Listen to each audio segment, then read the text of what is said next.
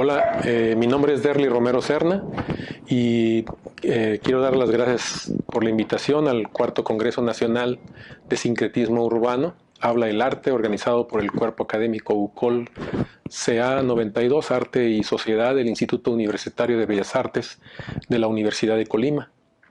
El nombre de mi ponencia es Arte y Desplazamiento Forzado, una mirada social. Es de gran interés recuperar que anatómicamente los seres humanos tenemos un sistema de homeostasis complejo en el que interactúan distintos componentes del cuerpo con el cerebro y ocurre un reenvío de señales que facilita la regulación de cada proceso corporal hasta llevarlo a una situación normalizada o de equilibrio. Como ejemplos tenemos la homeostasis del parto, de la temperatura, de la presión arterial, etc. Hasta ahora, nuestros cuerpos recién formados siguen llegando al mundo tras ser expulsados de la matriz, gracias al proceso homeostático del parto que al momento de concretarse sabe cesar oportunamente. Años después, bien ganada la individualidad y en plena madurez aprendemos a insertarnos en esquemas de vida desequilibrantes. Pareciera que practicamos socialmente la retroalimentación negativa de un tumor en crecimiento que nos llevará a todos hasta el deceso. Pero cabe preguntarse si en nuestra complaciente elaboración de sistemas y verdades para explicar lo natural y lo físico, también es válido plantear la idea de un mecanismo equilibrante de los problemas socioeconómicos. Por un lado, a partir de la Revolución Francesa, en lo político se establece el equilibrio de los poderes para ejercer el gobierno de las naciones democráticas. Por otro, desde el siglo XVIII, Adam Smith adoptó la propuesta de una entidad suprahumana en lo económico que restablece los equilibrios, porque en esa visión, suprimiendo las alteraciones irracionales, un sistema social como el mercado puede mantenerse en un desarrollo equilibrado. La idea de restaurar una normalidad en el funcionamiento de los mercados se inspiró en los modelos de equilibrio de la física newtoniana y a partir de ello la instrumentalización de la ciencia económica no ha terminado de volverse cada vez más matemática. Podemos analizar, en cambio, fuera de los esquemas de equilibrio, un poco del contenido cualitativo de la migración para entender el porqué de algunas de sus causas y el desplazamiento forzado en ese sentido. Tenemos dos aspectos clave para entender la modalidad del fenómeno en nuestra época. Por un lado, la doctrina neoliberal y por otro el proceso de globalización como fase de un proceso histórico del desarrollo capitalista. El neoliberalismo, teóricamente, es un programa de política económica que tiene como principales características, desde su propia óptica, recuperar, lograr o mantener los equilibrios de los mercados de dinero, de bienes, servicios y del trabajo. También busca mantener el equilibrio de las fuerzas públicas, pues ese déficit puede generar ineficiencias productivas y presiones inflacionarias. No hay mejor receta que garantizarle al sistema económico libertad sin restricciones para autoajustarse ante los eventuales desequilibrios que causen el Estado intervencionista, los sindicatos o la falta de información para tomar decisiones racionales al buscar un empleo o al tratar de encontrar el mejor precio. En este esquema de libertad también el trabajo debe tener una libre movilidad como la tienen los capitales de largo y corto plazo o como la tienen las mercancías que se intercambian entre regiones y países. Pero en la práctica hay neoliberalismo de dos tipos, el de países desarrollados y el de países subdesarrollados. En el primero se permite un margen de proteccionismo para proteger industrias estratégicas, creación de infraestructura o protección del sector agropecuario para garantizar la seguridad alimentaria. En el segundo caso, el nuestro, se impulsó el control de la inflación, la liberalización de la economía mediante privatizaciones de empresas paraestatales, reducción del gasto público, política monetaria restrictiva, disminución de salarios, apertura comercial, libre flujo de mercados financieros y el desmantelamiento del Estado benefactor en ámbitos de salud y educación. En un esquema así, la migración de trabajadores mexicanos a Estados Unidos aspira a obtener mejores salarios por su trabajo.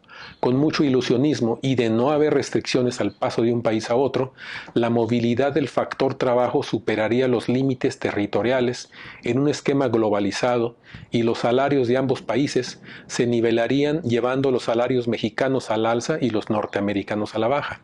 Sin embargo, hay divisiones y frenos que atentan contra esa libertad del trabajador de poder enlistarse en el empleo que más le convenga.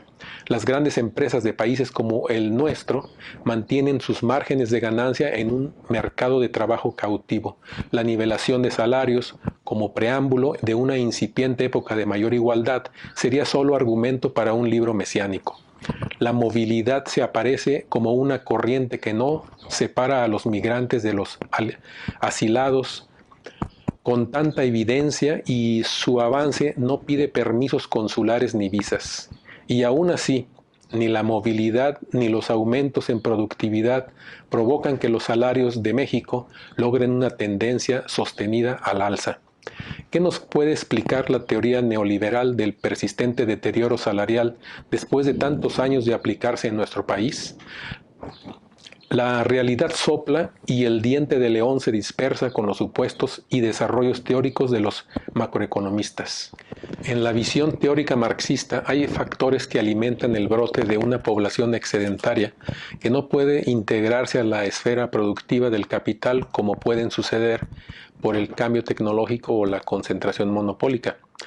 A su vez, el ejército industrial de reserva funciona como abaratador de la fuerza de trabajo, debido a que un mayor número de desempleados facilita al capital poner un muro a los incrementos salariales.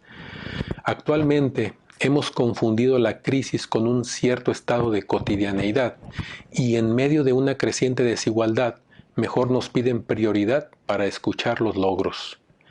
Dentro de este eslabón histórico que nos ha tocado vivir, la llamada visión nacional o macro arroja datos y teorías que desdibujan el papel prioritario de los ciudadanos, quienes llevan su maltratada realidad o verdad sin tener altos ratings de acceso al público, como lo tienen algunos videobloggers oficiosos de las plataformas virtuales.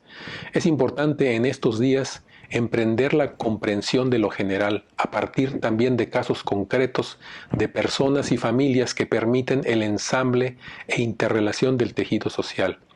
Desde una aportación en el mundo artístico, la recuperación de los protagonistas de historias a nivel micro son la expresión visible de la fase global en el ámbito de la cultura. Y no solo se trata de adoptar un discurso ajeno al arte para hacerlo evolucionar. Retomando a Juanes, el arte tiene su propia modernidad que se piensa desde sí misma y rescata al ser humano ante los constantes fracasos de la otra modernidad racionalista.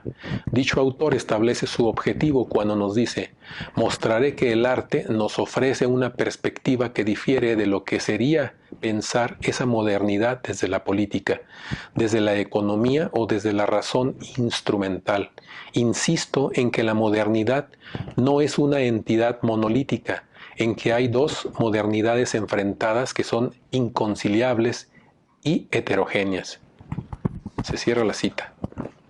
De lo anterior, es importante indicar que el arte no se explica desde las ciencias o desde las historias sociológicas. En mi opinión, la actividad del artista está para desarrollar a la par del fenómeno vivo sus impulsos creativos y para expresar la originalidad que demanda cada ser humano en cualquier ámbito de la vida. En gran medida, pueden encontrarse en los libros de mi autoría frases de un lenguaje emocional que quiere alimentar los contenidos o matizar el brillo que sugiere y modela las formas de la esfera humana. Durante los últimos 30 años que he producido libros de artista, hay en estos libros un microuniverso de imágenes, un traslado de sensaciones que deambulan por los múltiples espacios del ser humano, y es difícil encontrar quietud contemplativa cuando la naturaleza nos lleva de un terreno a otro por impulsos milenarios. La investigación requiere una auténtica apropiación de los fenómenos El investigador interpreta su objeto de estudio de manera consciente con la metodología establecidas por él o por las academias. El artista se permite en su indagación el cruzamiento con otras instituciones.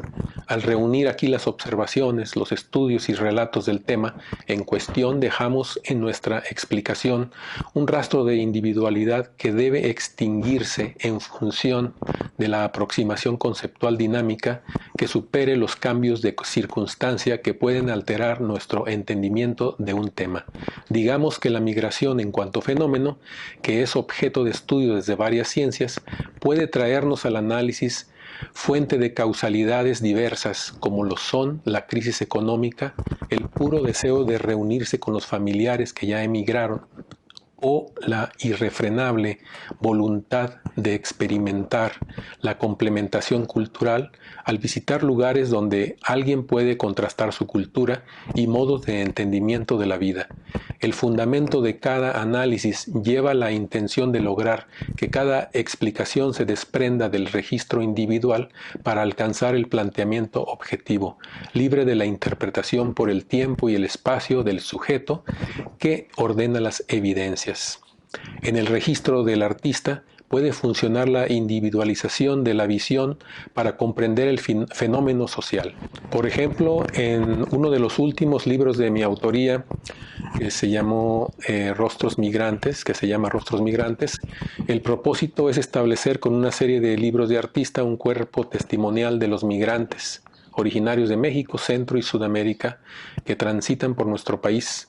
La motivación particular es poder alimentar el arte de un fenómeno cercano y cotidiano a través de un ejercicio de reflexión acorde a la articulación microhistórica, determinada por acercamientos personales con una comunidad errante, y retratando caras de perfil donde el cuerpo no tiene presencia. Los gestos de cada rostro no provienen de un cuerpo particular, quedan como memoria pasajera en un cosmos epiceno.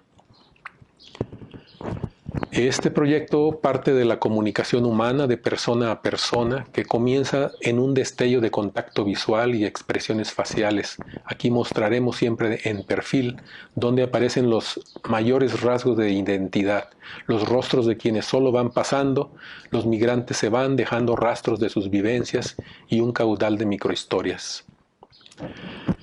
El método que seguí fue la obtención de entrevistas y fotografías en lugares donde transitan las personas migrantes en rutas de paso por distintos estados de México y de la frontera con Estados Unidos. En una segunda fase se editaron esas entrevistas y dibujé a partir de las imágenes captadas. En una tercera fase pasé a la elaboración de la pulpa de papel con fragmentos de ropa de algodón y manufacturé 10 cajas contenedoras. Posteriormente fueron recortados 100 esténciles a partir de un número correspondiente de retratos. Finalmente imprimí los textos testimoniales utilizando litografía sobre los rostros. Los cuerpos del hombre y de la mujer están presentes como eje de mis impulsos creativos. Mi recorrido parte del medio anatómico y social de los seres en su contexto e interrelación. Las frases que recupero en mis obras, después de desprenderlas de su emisor individual, pasan a referenciar en cualquier momento a la colectividad en su contexto transitorio, con aspiración de conseguir permanencia en una nueva categoría de conjunto. El cuerpo ha evolucionado en su transitar cíclico por el planeta, tanto como nos ha permitido nuestra condición de mamíferos bípedos. Nuestro diseño anatómico está hecho para transitar con todas las connotaciones temporales de la coyuntura o nuestra necesidad de explorar. En mi última propuesta de libro de artista, acompaño a quienes emigran en esa condición de no claudicar en perseguir el rastro de la libertad que alusa.